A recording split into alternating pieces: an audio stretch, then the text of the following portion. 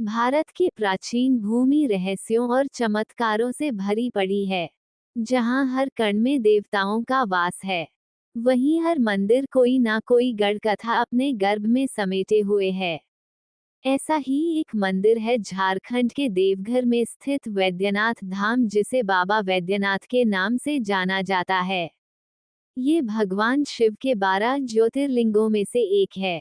पर इसकी कथा केवल एक तीर्थ यात्रा नहीं, बल्कि रावण की तपस्या, शिव की परीक्षा, विश्वास और छल का युद्ध और भक्ति की पराकाष्ठा की अद्भुत गाथा है। क्यों? लंका का असुर सम्राट रावण केवल एक शक्तिशाली योद्धा ही नहीं, बल्कि भगवान शिव का परम भक्त भी था। एक दिन उसने ठान लिया, अगर शिव स्वयं मेरे राज्य लंका में निवास करे तो मेरी सत्ता अखंड हो जाएगी। मैं मृत्यु को भी एक एक पराजित कर दूंगा। रावण ने हिमालय की ओर प्रस्थान किया। वहां बर्फ से ढंक के कैलाश पर्वत पर उसने घोर तप आरंभ किया। उसने अपने 9 सिरों को एक एक कर काटकर शिव को अर्पित कर दिया।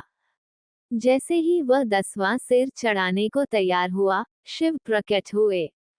आंखों से अग्नि बरसाते, जटाओं से गंगा बहाते, वत्स रावण। शिव बोले, तुमने अपनी भक्ति से मुझे प्रसन्न किया है, मांगो वर। रावण बोला, हे महादेव, मुझे आप स्वयं चाहिए, मेरे लंका में निवास कीजिए। शिव मुस्कुराए, पर भीतर आशंकित भी थे। उन्होंने एक शर्त रखी, मैं तुम्हें एक शिवलिंग रूप में दूंगा, लेकिन ध्यान रहे, इसे मार्ग में कहीं रखना नहीं, वरना मैं वहीं स्थिर हो जाऊंगा। रावण ने वचन दिया और शिवलिंग लेकर वह लंका की ओर चला। देवताओं के लिए ये संकट था। यदि शिव लंका में बस गए तो रावण को कोई नहीं रोक सकता। तब सभी देवताओं ने भगवान विष्णु के पास जाकर विनती की। विष्णु बोले, समस्या बड़ी है, समाधान भी युक्ति से ही निकलेगा। विष्णु ने वरुण देव को बुलाया, रावण की प्यास बढ़ा दो, मूत्र त्याग के लिए विवश कर दो। रावण जब झारखंड के निकट पहुंचा, उसे अत्यधिक प्यास और मूत्र की आवश्यकता महसूस हुई। संयोग से एक ग्वाले, जो वास्तव में विष्णु के रूप में था, वहां मिला।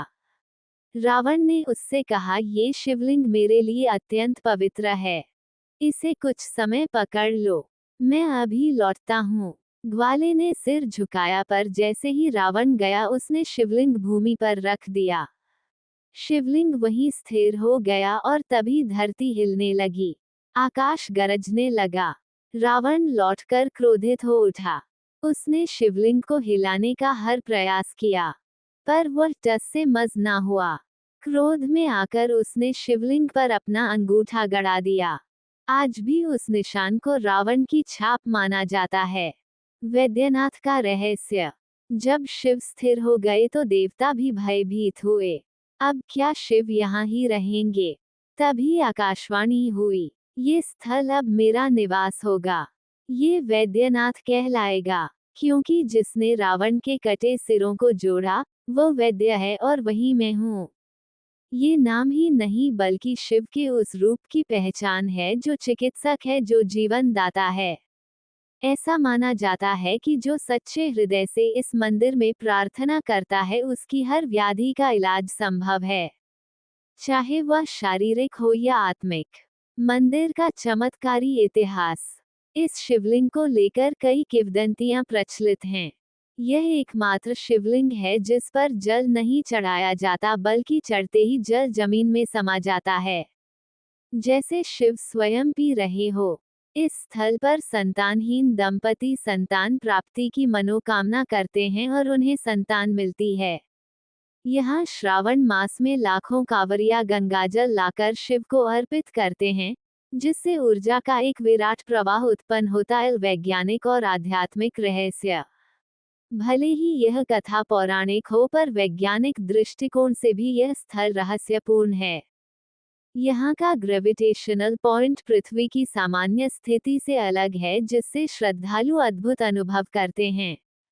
असामान्य शिवलिंग की संरचना नेचुरल रेडिएशन पॉइंट बनाती है, जिससे ध्यान और आरोग्यता की शक्ति उत्पन्न होती है। विश्वास का प्रतीक। आज वैद्यनाथ धाम केवल एक धार्मिक स्थल नहीं, बल्कि आस्था, संघर्ष, त्याग और तपस्या का प्रतीक है। रावण की भक्ति, शिव की लीला और देवताओं की युक्ति सब मिलकर एक ऐसी गाथा रचते हैं जो आज भी हर भक्त को भाव विभोर कर देती है। जब आप देवघर में बाबा वैद्यनाथ के दर्शन को जाए तो केवल एक प्राचीन मंदिर मत देखिए। वहां रावण की आंखों की व्याकुलता, शिवा की मुस्कान और आकाशगंगा की गति देखिए। क्योंकि वहां इतिहास नहीं, जीवन बोलता है। ऐसे ही सारे ज्योतिर्लिंग के रहस्य जानने के लिए आध्यात्मिक कथाएं चैनल को सब्सक्राइब करें। वीडियो पसंद आए हो तो लाइक, कमेंट और शेयर भी जरूर कीजिएगा। वीडियो में अंत तक बने रहने के लिए धन्यवाद। वीडियो को लाइक, शेयर एंड सब्सक्राइब